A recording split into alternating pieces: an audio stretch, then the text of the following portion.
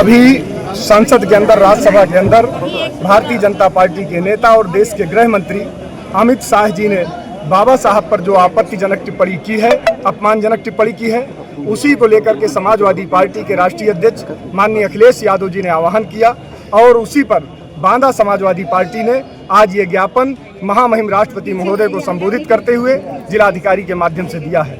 हमने उस ज्ञापन में ये मांग रखी है कि पहले तो देश के गृह मंत्री सदन के अंदर, संसद के अंदर माफ़ी मांगे और अगर माफ़ी न मांगे तो महामहिम राष्ट्रपति महोदय अपने अधिकारों का प्रयोग करते हुए उनको जो है बर्खास्त करें। क्या ज्ञापन था आज?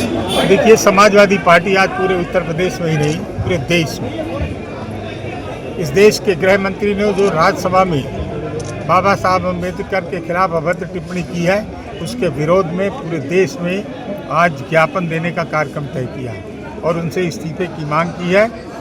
अगर इस्तीफा नहीं होता तो समाजवादी पार्टी के नेता, राष्ट्रीय अध्यक्ष जो फैसला करेंगे उस तरह की लड़ाई हम आगे सड़कों पे लड़ेंगे। बीजेपी की तरफ से कहा जा रहा है कि वो विपक्ष के नेता जितने भी हैं संसद में रंगबाजी करते हैं। विपक्ष के नेता तो संसद में रंगबाजी करते हैं, खासकर राहुल गांधी जी पर आरोप लगा। संघर्ष करके सब लोग आए हैं और विधानसभाओं में और राज्यसभा, लोकसभा में पहुंचे हैं।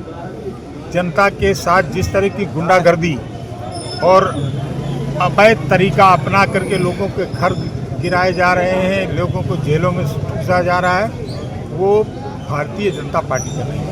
आज पूरे देश में समाजवादी पार्टी द्वारा धरना प्रदर्शन देकर के जिलाधिकारियों के माध्यम से महामहिम राष्ट्रपति जी को ज्ञापन दिया जा रहा है।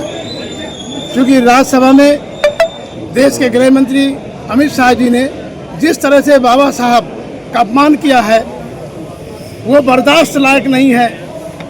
पूरे देशवासी जो बाबा साहब को मानने वाले हैं, भारतीय जनता पार्टी की निंदा करते हैं और उनकी ओछी मानसिकता की निंदा करते हैं। मैंने तो 6 दिसंबर 2019 को पार्लियामेंट के अंदर राज्यसभा में कहा था, संविधान को उठा के दिखाते हुए कहा था कि हमारा संविधान खतरे में है, भारतीय जनता पार्टी संविधान को बदलना चाहती है। अगर बाबा साहब ने संविधान न बनाया होता, संविधान न होता तो हम भी सम्मानी साहब जैसे राज्यसभा में न होते, हम लोग भी कहीं नाव चलाते होते और जाल बनाते होते, मछली मारते होते।